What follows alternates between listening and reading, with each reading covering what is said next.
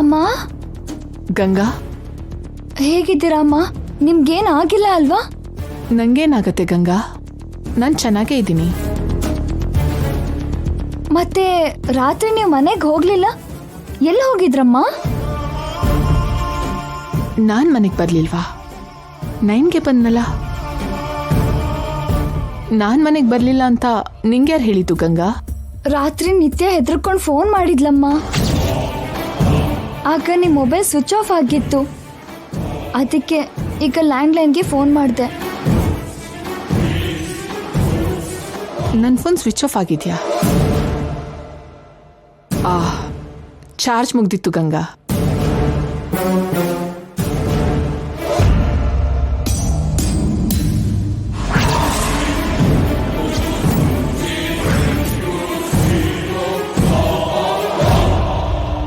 Charge ಇದೆಯಲ್ಲ ಅಂದ್ರೆ ಬೇಕು ಅಂತಾನೆ ನನ್ನ ಫೋನ್ ಸ್ವಿಚ್ ಆಫ್ ಮಾಡಿದ್ದಾರೆ.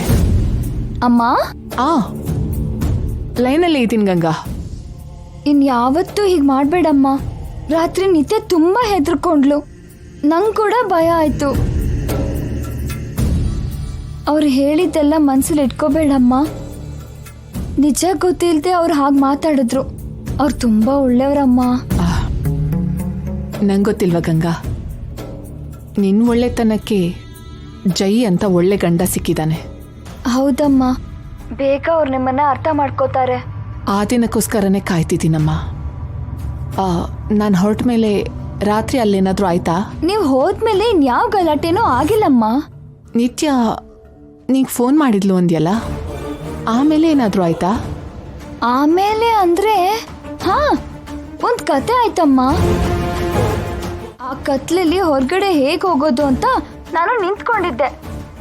ಆಗ ರೂಮಿಂದ ಹೊರಗೆ ಬಂದ್ ಚಂದ್ರಿಕಾ ಚಿಕ್ಕಮ್ಮ ಕೆಳಗಡೆ ದಬ್ ಅಂತ ಬಿದ್ಬಿಟ್ರು. ಪಾಪ ಅವ್ರ ಮೂಗಿಗೆ ಏಟಾಯ್ತಮ್ಮ. ಆಮೇಲೆ ತಕ್ಷಣ ಕರೆಂಟ್ ಬಂತು. ಎಲ್ರೂ ಕೆಳಗಡೆ ಬಂದ್ರು, ಚಿಕ್ಕಮ್ಮನ ಎಪ್ಸಿದ್ರು. ಕೆಳಗಡೆ ಯಾಕೆ ಬಂದೆ ಅಂತ ಅವರೆಲ್ಲ ನನ್ನ ಕೇಳಿದ್ರು. ಅವರಂತೂ ಮತ್ತೆ ಮತ್ತೆ ಕೇಳಿದ್ರು. ನಾನೇ ಏನೋ ಒಂದ್ ಹೇಳಿ ತಪ್ಪಿಸ್ಕೊಂಡೆ. ಸರಿ ಗಂಗಾ, ನಿಂಗೇನು ಆಗ್ಲಿಲ್ಲ ಅಲ್ವಾ? ಈ 4 ದಿನ ಸ್ವಲ್ಪ ಹುಷಾರಾಗಿರು. 4 ದಿನ ಏನಮ್ಮ? ಅದೇ 4 ದಿನದಲ್ಲಿ ಡೆಲಿವರಿ ಇದೆಯಲ್ಲ. ಅಮ್ಮ, ಡೆಲಿವರಿಗೆ ನೀವು ಬರ್ಬೇಕಮ್ಮ. ನಿಮ್ ಮುಂದೆ ನನ್ ಮಗು ಹುಟ್ಟಬೇಕು. ನಾನ್ ಬರ್ದೆ ಹೇಗಿರ್ತೀನಿ ಗಂಗಾ? ಖಂಡಿತ ಬರ್ತೀನಿ.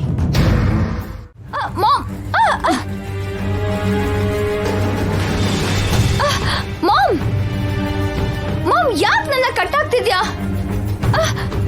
ನೀನ್ ನನ್ನ ಬಿಲ್ಡಿಂಗ್ ಮೇಲೆ ಕಟ್ಟಿರ್ಲಿಲ್ವಾ? ದೃಷ್ಟಿಗೊಂಬೆ ತರ ನಿಲ್ಲಿಸ್ಲಿಲ್ವಾ?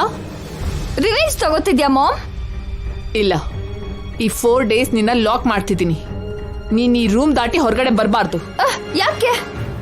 ನಿನ್ನಿಂದ ಗಂಗಾಗೆ ಡೇಂಜರ್ ಇರೋದಕ್ಕೆ. ನಾನೇನ್ ಮಾಡ್ದೆ? ನೈಟ್ ಏನ್ ಮಾಡಿದ್ಯಾ ಅಂತ ನಂಗೆ ಗೊತ್ತಿಲ್ಲ ಅನ್ಕೊಂಡಿದ್ಯಾ?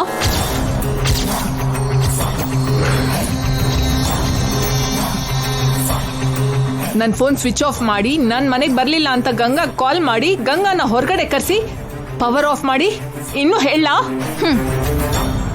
ಅಷ್ಟು ಪ್ಲಾನ್ ಮಾಡಿದ್ರು ಏನ್ ಲಾಭ ಮಾಮ್? ನಿನ್ ದೊಡ್ಡ ಮಗಳು ಜೀವಂತವಾಗೇ ಇದ್ದಾಳಲ್ಲ. ಬಾಯ್ ಮುಚ್ಚು. ನಾನಿರುವಾಗ ಗಂಗಾ ಮೇಲೆ ನಿನ್ ನೆರಳು ಬೀಳೋದಕ್ ಬಿಡಲ್ಲ. ನೀನ್ ನನ್ನ ಸ್ಟಾಪ್ ಮಾಡ್ತೀಯನೋ ಮಾಮ್? ಶಾಪನ ನೀನ್ ತಡೆಯೋಕ್ಕಾಗಲ್ಲ. ನಿನ್ನ ತಡೆದ್ರೆ ಸಾಕು, ಶಾಪದ ಬಗ್ಗೆ ಯೋಚನೆ ಮಾಡ್ತೀನಿ. ಶಾಪಕ್ಕೆ ಬ್ಯಾರಿಯರ್ ಇಲ್ಲ ಮಾಮ್. ಎಷ್ಟು ದುಡ್ಡು ಕೊಟ್ರು ಗಂಗಾ ಪ್ರಾಣನ ಕೊಂಡ್ಕೊಳಕ್ಕಾಗೋದಿಲ್ಲ. ಗಂಗಾನ ನಾನು ಕೊಂಡ್ಕೊಂಡಿಲ್ವೇ, ಹೆತ್ತಿದ್ದೀನಿ. ನವಮಾಸ ಹೊತ್ತು ಹೆತ್ತಿದ್ದೀನಿ. ಈಗ ಕೂಡ ಏನೋ ಒಂದ್ ಮಾಡಿ ಗಂಗಾನ ಕಾಪಾಡ್ಕೋತೀನಿ. ಅದಕ್ಕೆ ನೀನು ಅಡ್ಡ ಬರಬಾರ್ದು. ಅದಕ್ಕೆ ಕಟ್ ಹಾಕಿರೋದು. 4 ಡೇಸ್ ಇಲ್ಲೇ ಬಿದ್ದಿರು. 4 ಡೇಸ್ ಅಲ್ಲ mom, just 3 days. Already 1 day ಮುಗ್ದೋಯ್ತು.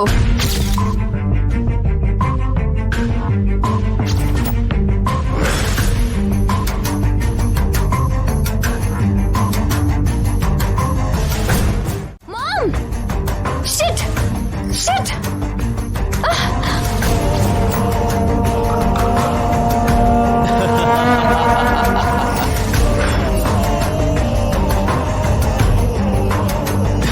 Ha ha ha ha ha ha. ಯಾಕೆ ಸ್ವಾಮಿ ಹಾಗೆ ನಗ್ತಾ ಇದ್ದೀರಾ? ವಿಧಿ ಎಷ್ಟು ವಿಚಿತ್ರವಾಗಿದೆ ಶಾಸ್ತ್ರಿ ಅವರೇ. ಹೌದು ಸ್ವಾಮಿ, ವಿಧಿ ಅನ್ನೋದು ತುಂಬ ವಿಚಿತ್ರವಾದ್ದು. ಪಾಪ ಅನ್ನೋದೇ ಗೊತ್ತಿಲ್ದಿರೋ ಅಮಾಯಕಿನ ಬಲಿ ಕೇಳ್ತಿದೆ, ಮಾಡದಿರೋ ತಪ್ಪಿಗೆ ಶಿಕ್ಷೆ ಕೊಡ್ತಿದೆ. ಮೊದಲು ಶಾಪದಿಂದ ಸತ್ತಿರೋ ಸೊಸೆಂದ್ರು ಕೂಡ ಯಾವ ಪಾಪನೂ ಮಾಡಿರಲಿಲ್ಲ ಶಾಸ್ತ್ರಿ ಅವರೇ. ಶಾಪಗ್ರಸ್ತ ಆಗಿರೋ ಆ ವಂಶಕ್ಕೆ ಸೊಸೆಯಾಗಿ ಹೋಗಿರೋದೆ ಅವ್ರು ಮಾಡಿರೋ ತಪ್ಪು. ಆದರೆ ಆ 4 ಜನರ ಸಾವು ಒಂದು ತೂಕ ಆದರೆ ಇವಳು ಸಾವು ಮಾತ್ರ ಇನ್ನೊಂದು ತೂಕ.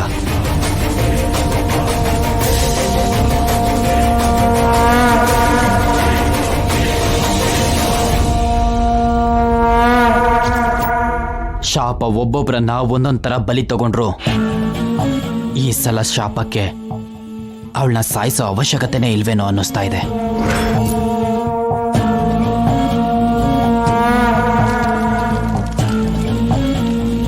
ಹಾಗಂದ್ರೇನು ಸ್ವಾಮಿ?